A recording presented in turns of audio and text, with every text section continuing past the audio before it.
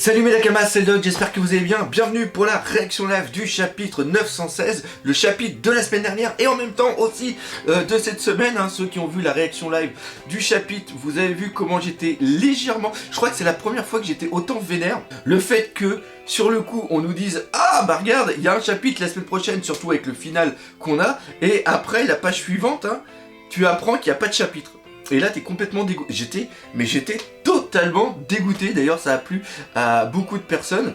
C'est le moment de faire cette critique analyse. Alors à la première lecture, il n'y a pas grand chose dans le chapitre. Faut bien se l'avouer, c'est un chapitre qui est assez calme. Cependant, il a toujours les ingrédients qui en font un bon chapitre. Et je dis bien un bon chapitre, je dis pas un très bon chapitre, un chapitre exceptionnel, mais un chapitre normal, vraiment bon, qu'on prend du plaisir à lire. Pourquoi? Parce qu'on a de l'humour, on a de la badassitude, le combat, la badassitude, l'image avec Okiku, Zoro et Luffy, c'était absolument génial. Le combat du sumo Urashima contre Luffy, on a des révélations. On a quand même des petites infos, le fait que Holden nous reparle encore une fois des 20 ans, le fait qu'il y ait un démon et le final. Le final est aussi excellent, ça nous donne qu'une seule envie, c'est continuer à regarder, à lire le chapitre. Et encore une fois, il y a la pause, donc pour ça, c'est un bon. Mais cependant,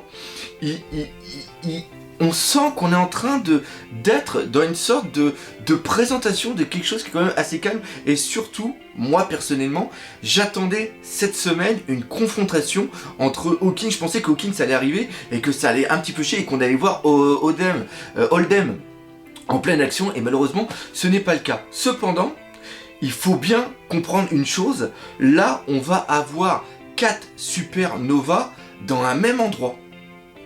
C'est une réplique un petit peu de Shaboni, c'est-à-dire qu'on a Zoro, Luffy, Hawkins, et aussi, qui c'est qui me manque? Eh ben il me manque l'eau. Bon, bien sûr, pour faire une vraie réplique à la rigueur de Shaboni, il aurait fallu qu'on ait l'eau, Luffy et aussi Kid, mais là c'est pas le cas. Pour moi, c'est quelque chose qu'on verra plus tard. Et le fait de les voir ici, de voir une confrontation entre toutes ces personnes, ça ne peut que augurer du bon. Et encore une fois, moi je pense que le Holden, il va pas, c'est pas un mec lambda, c'est pas le Pécor du coin, c'est pas le Zoan Pécor qui sert absolument à rien, c'est pas un faire-valoir. Il va faire quelque chose qui est quand même assez excellent. On va revenir tout de suite sur une personne, c'est Okiku.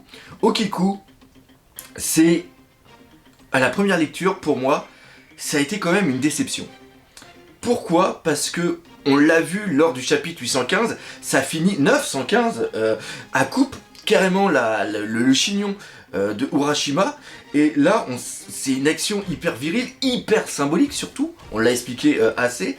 Et là, dès la première page du chapitre, on voit Okiku en train de mettre sa main sur la bouche et dire « Oh mon Dieu, qu'est-ce que j'ai fait ?» Et là, tu te dis « Mais pourquoi tu fais ça ?» C'est bien, tu as montré qui tu étais. Et en plus, pour une femme au Japon, c'est vraiment excellent. Et en un sens, il est intéressant de se poser la question pourquoi elle a dit ça. Premièrement, est-ce qu'elle a dit ça parce qu'elle a honte de l'action qu'elle a fait et qu'elle ait peur de mourir face à la colère d'Urashima? Personnellement, je ne pense pas ça. Deuxièmement, elle se retourne, elle se rend compte qu'il y a énormément de foule. Et c'est peut-être là-dessus qu'est le problème. C'est-à-dire que, oh mon Dieu, qu'est-ce que j'ai fait? Oh mon Dieu, à quel endroit je suis? Parce que c'est une chose que je savais pas, et je vous remercie encore une fois de laisser les commentaires, mais quand il y a un combat de sumo, c'est quelque chose d'assez viril, et aucune femme n'a le droit d'être présent sur l'endroit où il y a le combat, qui s'appelle un doyo, et c'est ça qui est horrible. C'est-à-dire que elle a l'air d'être quelqu'un qui est assez effacé, qui est assez en retrait, et là, elle se retrouve face à tout le monde, chose qu'elle a peut-être pas l'habitude de faire, et surtout, sur un endroit proscrit aux femmes. Pour nous qui ne connaissons pas les règles du sumo, on ne se rend pas compte de l'offense que c'est. Et en un sens, ici, et c'est là où j'ai énormément d'espoir, c'est que, à travers Okiku, Ichiro Oda va nous présenter une nouvelle vision du personnage féminin. Parce que à part Vivi, qui pour moi a le même traitement, c'est-à-dire c'est un petit peu la princesse qui était un petit peu en retrait, mais à cause des conditions qu'il y a, eh bien elle est obligée de se mettre en avant pour sauver son peuple. Et ça, on est loin du traitement qu'il y a eu au niveau de Shirahoshi et aussi de Rebecca, où on a une princesse qui pleure. Et si on reprend après la suite du chapitre, à un moment elle est derrière Zoro, et je pense qu'elle commence aussi à prendre un exemple sur Zoro, parce que elle maîtrise l'art du katana, donc obligatoirement il y a eu une personne pour l'enseigner, et cette personne devait sûrement être un mec, et il y avait aussi d'autres personnes, et on reprend un petit peu ce qu'il y avait au niveau de Kuina, c'est-à-dire que elle est une femme, elle ne peut pas maîtriser l'art du sabre comme elle voudrait, et elle voudrait avoir cette... comment expliquer, elle voudrait montrer aux autres ce qui elle est réellement, et c'est à travers le katana qu'elle pourra montrer la véritable personne qui est à l'intérieur. Quand tu la vois demander à Zoro si elle doit se battre et que Zoro l'envoie promener, en un sens c'est bien, parce qu'elle doit souvent attendre les ordres de son sensei pour faire une action. Ça lui permet une émancipation, surtout quand Zoro lui dit « Si tu veux la sauver, bats-toi ».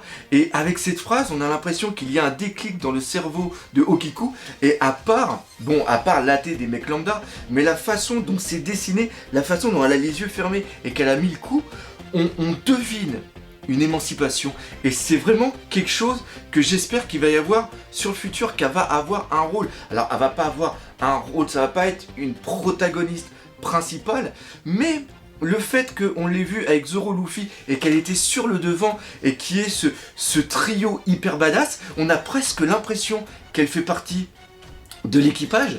Il y a un même traitement, on pourrait peut-être l'assimiler un petit peu à Carotte. Carotte, cette émancipation par rapport à la mort de Pedro, par rapport à l'aventure qui lui arrive, et aussi par rapport au fait qu'il y ait l'éveil de sa condition, de sa force, qu'elle arrive presque à maîtriser avec la lune.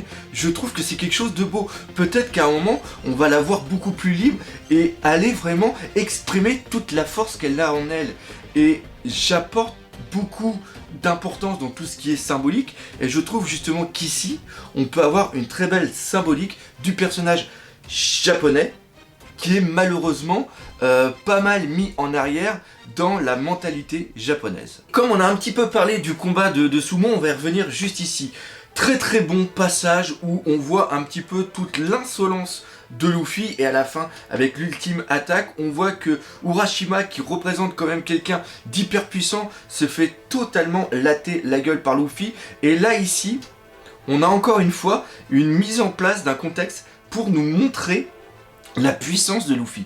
Luffy n'est plus, c'est plus le même Luffy qu'on avait avant, qui arrivait, qui avait un petit peu du mal avec des personnages moyens et qui après devait se dépasser pour atteindre des sommets. Là ici on le voit qui survole quelqu'un qui aurait pu mettre à mal d'autres personnes.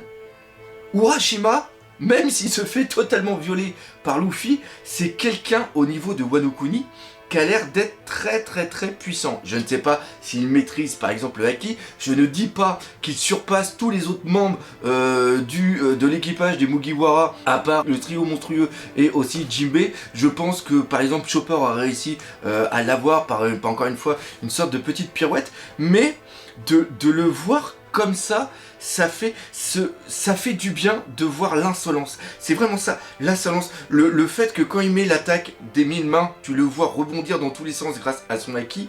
Et à la fin, quand tu vois étirer son bras et faire la grosse attaque et voir Urashima s'envoler vers l'infini et l'au-delà, c'est vraiment quelque chose qui nous fait du bien. C'est un petit peu le calme, la rigolade avant la future tempête. Vu qu'on parle de sumo, on va parler d'un truc que j'ai réagi dans mes réactions live, c'est vraiment comme ça que je parle. C'est qu'à un moment on voit un petit personnage de côté et je dis ah, ce mec il ressemble à Chirac. Dans les commentaires, il y en a beaucoup qui se sont moqués de moi, il y en a énormément qui savaient pas qui était Chirac, ça m'a aussi énormément fait rire. Il y en a beaucoup aussi qui savaient qui était Chirac et qui l'ont un petit peu le marqué. Ça fait plaisir de faire des petites références comme ça et de voir des personnes de ma génération justement embarquées dans le même délire. Et on parle de délire là, mais on parle d'un délire qui a 1% de chance d'être vrai. Je sais pas si vous remarquez le passage, tu as les personnages qui sont à peu près tous dessinés, ils sont dans une version un petit peu grise, et tu le vois lui en blanc, avec des traits vachement droits, alors que tous les autres ont des traits qui sont assez arrondis. C'est-à-dire que ce personnage, tout de suite, vient nous sauter aux yeux.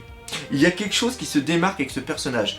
Chirac, je le savais, était un grand fan du Japon, mais surtout était un grand fan de combat de sumo. Et ce qui est complètement fou aussi, c'est qu'ils ont fait une coupe Chirac au Japon pour des combats de sumo. Chirac, au Japon, n'est pas inconnu. Je vous dis, il y a peut-être 1% de chance que ça soit ça, et punaise, si c'était le cas, ça serait fou. Et voilà, moi, c'est des trucs qui me font halluciner, des trucs comme ça. C'est des délires que je me porte, et voilà, bah pareil, dans les commentaires, dites-moi ce que vous en pensez. Pour finir avec mon délire avec Chirac, il faut savoir qu'aussi au Japon, il y a un masque de Oni, un masque de démon, qui ressemble un petit peu à la caricature de Chirac. Donc voilà, ça c'est toujours les petits trucs quand on fait des recherches, moi c'est les petits trucs qui me font rire. Ah bah justement, en parlant de démons, et oui, vous voyez que mes vidéos sont quand même super travaillées, cette transition est absolument incroyable. On va parler de Shuten Maru, le voleur qui vole depuis un bout de temps, dont avait parlé Batman, et là dont parle justement Holden. J'ai fait des petites recherches là-dessus, et il y a un mythe sur Shuten qui était alors c'était pas un démon, c'était un enfant qui jeune était super fort et super intelligent, et il était tellement impressionnant qu'il a fait peur à ses parents, qu'il a été abandonné. Après, ce mec s'est retrouvé dans la montagne, il a été repris par des packs qui étaient en la montagne, sauf que Shuten Maru, Shuten était un petit peu porté sur l'alcool et qu'il a pu faire des blagues. À un moment, il a mis un masque de Oni et il a fait des blagues aux autres presque, et sauf qu'après il a pu une fois enlever son masque, il a été banni, et après ce qu'il a fait, c'est qu'il vivait des vols sur les différents villages qu'il y avait à côté, et après le fait d'avoir un masque de démon a transformé un petit peu sa mentalité, et est devenu réellement un démon, et il tuait des vierges, et il buvait leur sang et mangeait ses entrailles. Enfin bref, le truc normal, le truc qui a aucun souci là-dessus. Et il y a un truc qui m'a un petit peu étonné, le fait que il ait ce nom, Shuten Maru, et qu'il fasse peur à Holden et que Holden le cherche. Je pense que ce mec-là ne peut pas être une personne qui va être mauvaise. Je le vois totalement autrement, et ça m'a fait penser à un autre mythe qui est hyper connu, celui tout simplement de Robin des Bois. On peut imaginer que Shuten Maru est une personne qui fait partie du clan Kusuki et qui vole des denrées pour le donner à des personnes qui soutiennent le clan Kusuki et qui meurent de faim. Mais je pense que ce mec-là aura un rôle à jouer au niveau de la rébellion, mais que ce ne sera pas quelqu'un qui sera nocif pour les Mugiwara. Je pense que ce mec-là est un futur allié. Maintenant, on va parler de qui? On va parler tout simplement de Holden. Holden, alors déjà, bien sûr, Holden, ça fait penser au Texas Hold'em, truc que j'avais pas percuté la semaine dernière, mais sa tête de lion, sa couronne fait penser justement au tour des jetons qu'on joue, qu'on met pour justement miser au poker. Donc là il y a une petite référence, et il y a un truc que j'aime bien, c'est son apparition. On voit que son apparition est tout en haut d'une sorte d'habitation. Si on est encore dans la caricature de tout ce qui est comics, etc., c'est une utilisation inverse des méchants. Souvent, les méchants, quand ils sont présentés ou quand le gentil arrive, les méchants sont en bas et le gentil est en haut. C'est-à-dire que c'est une symbolique, c'est un procédé narratif pour montrer la supériorité mentale et symbolique du personnage par rapport aux méchants. Alors que là, on voit que c'est totalement l'inverse. Là, j'arrête pas de vous parler avec lui, mais ce mec, il y a quelque chose. La manière dont il parle, la manière dont c'est un salaud, le fait qu'on voit Tabac qui se fait complètement arracher la joue, c'est quelque chose. Bon, alors il y en a qui ont été offusqués dans les commentaires, ils m'ont dit il y a une gamine qui se fait torturer et tu rigoles. Oui, je rigole. Pourquoi? Parce que c'est un manga. C'est un effet comique de voir la petite qui se fait tirer la joue et tu la vois dire aïe et tout, et t'as le mec qui est comme ça. c'est un procédé comique. Donc oui, le but est de faire rire parce que c'est du second, troisième, voire même centième degré. Il est quand même au-dessus des autres. Et je pense qu'il est au-dessus de Chiphead Sama, ça c'est sûr et certain. Et il... vous savez, il y a des fois, il y a des prémonitions comme ça, des trucs, tu peux pas l'expliquer. Tu peux pas l'expliquer, tu peux pas donner les preuves, les dire bah oui, il va se passer ça parce que ça, mais je sens que ce mec-là, il va faire chier, mais grave. Il va faire chier, mais grave. Speed, pour l'instant, on n'en a aucune nouvelle, savoir ce que ça va être. Peut-être que Speed, lui, va être un bon Smile au niveau de son apparence, je ne sais pas du tout. Il y a eu des très très bonnes réflexions que j'ai lues. Il y en a un qui a dit que Smile, ce serait peut-être justement le mec qui s'appelle Speed aurait le smile du hérisson. Un petit peu pour faire penser à Sonic ou un truc comme ça. Je trouve que ça serait, encore une fois, là on serait dans de la parodie, ça serait absolument génial. Et avec Ichiro Oda justement, on ne sait jamais jusqu'où ça peut aller. Et enfin, on va terminer par l'eau avec le traditionnel Bipou qui a fait encore le con, qui a mangé du poison dans la rivière polluée. Il est là depuis un bout de temps, il faut toujours qu'il fasse le con. Je ne sais pas pourquoi, encore une fois, effet comique, mais là qui fait un tout petit peu chier. Et l'eau va être là, et comme je l'ai dit, on va avoir l'eau, Zoro, Luffy et Hawkins. Et alors là, ça fait quand même 3 personnes par rapport à une. L'eau telle qu'il va être, ça va être l'élément qui va permettre l'exfiltration à travers la room, qui va éviter qu'il y ait trop de dégâts, qu'il y ait trop de bordel. Le fait qu'on ait d'un côté Zoro, Luffy, Okiku et aussi l'eau, il ne peut pas y avoir que Hawkins en face. Quelle que soit sa puissance, il ne peut pas rivaliser contre Zoro tout seul, contre Luffy tout seul, ou contre l'eau. Donc imaginez les 3 d'un seul coup. Donc obligatoirement, il va y avoir un autre élément. Il va y avoir quelqu'un de badass qui va arriver. On ne peut pas laisser Bakura comme ça devenir un immense bordel. Le fait qu'ils sont seulement ici que pour sauver Tama, l'eau, grâce à son pouvoir, peut réussir à faire quelque chose. Et si ils sont là, je pense aussi que l'eau va être l'élément de liaison pour la rencontre avec les autres membres de l'équipage. Je pense que lui, il est là un petit peu en éclaireur et qui sert, comme je l'ai dit, d'agent de liaison, ne serait-ce qu'avec Kinemon ou encore Kenjuro ou Raizu.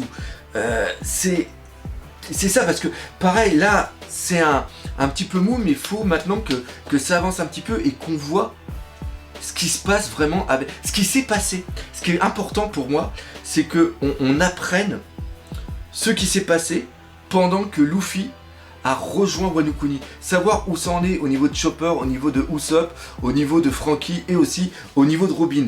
Une chose que j'ai complètement oublié de parler, c'est ces putains de 20 ans. Il va nous falloir un flashback parce que je suis totalement perdu. Là, on a Oldem qui nous parle de quelque chose qui s'est passé il y a 20 ans. Le clan Kusuki a failli détruire Wano Kuni.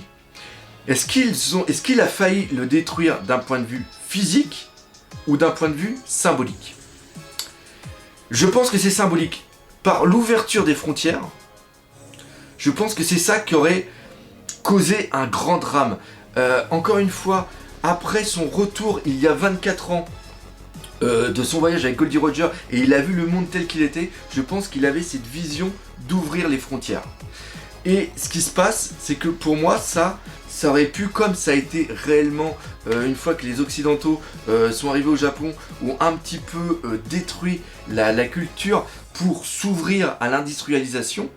Eh bien, je pense que c'était ça un petit peu la destruction symbolique du mode de vie de Wano Kuni. L'autre chose aussi qui se passe, c'est que comment Holden peut être au courant. Holden n'a pas la tête d'un samouraï, donc pour moi ce n'est pas un samouraï qui s'est lié à l'équipage de Kaido et qui a eu un smile.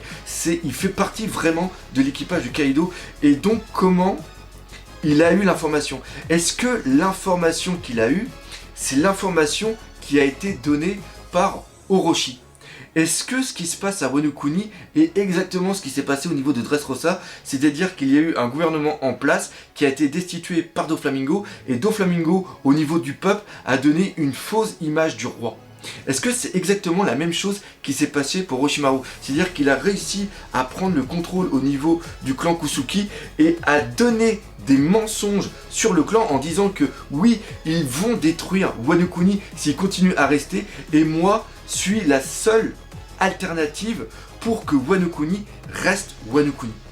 Ça, c'est franchement, dans le flashback, je veux vraiment qu'on sache comment le clan Kusuki a été destitué et qu'est-ce qui s'est réellement passé, qu'est-ce qu'il y a eu, qu'est-ce qu'a fait le Shogun, qu'est-ce qu'a fait le daimyo plutôt, Orochi, pour devenir maintenant le Shogun, comment il a connu Kaido, qu'est-ce qui s'est passé aussi avec Ace, enfin toutes les choses comme ça. Je pense que y a vraiment quelque chose de... Il s'est rarement chié dessus au niveau des flashbacks, et je pense que là, il y a vraiment matière à nous ouvrir l'esprit, à nous vendre un petit peu du rêve. Pareil, là, il y a aussi une chose que je sens venir. Il y en a beaucoup qui regrettent la rêverie. La rêverie se termine par quelque chose d'important. On a deux informations, chose qu'il ne faut pas oublier. On a Big Mom qui va arriver au niveau de Wano Kuni, et le gouvernement mondial est au courant. Et la deuxième chose, c'est que la plupart des membres du gouvernement, la plupart des chefs de nation qui sont réunis à la rêverie veulent la destruction de Wano Kuni, qui leur fait peur. Et moi je pense que la fin de l'arc, on va peut-être voir carrément l'amiral en chef Akainu venir avec aussi Fujitora. S'ils ont l'information que Law et Luffy sont présents au niveau de Wano Kuni, Fujitora peut venir. Et je vous le répète encore, Akainu et Fujitora ont des liens avec Wano Kuni. On y réfléchit et on en reparle dans 2 ans. Donc voilà, c'est là-dessus que se termine cette critique et analyse du chapitre. Maintenant, on va savoir qui a gagné ce petit diorama. Eh bien, il s'agit tout simplement de Samuel Huot. Donc voilà, c'est toi qui as gagné, j'espère que tu es content. N'hésite pas à nous contacter via Facebook pour nous donner ton adresse.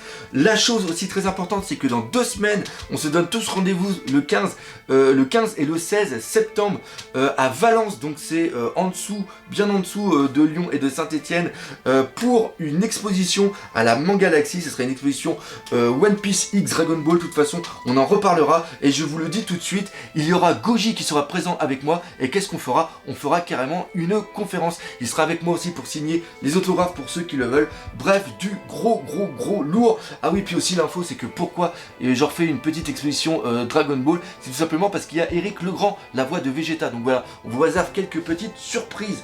Bon, bah on va arrêter ici. Moi je vais faire le petit montage, et surtout on n'oublie pas le principal, One Piece, c'est la vie.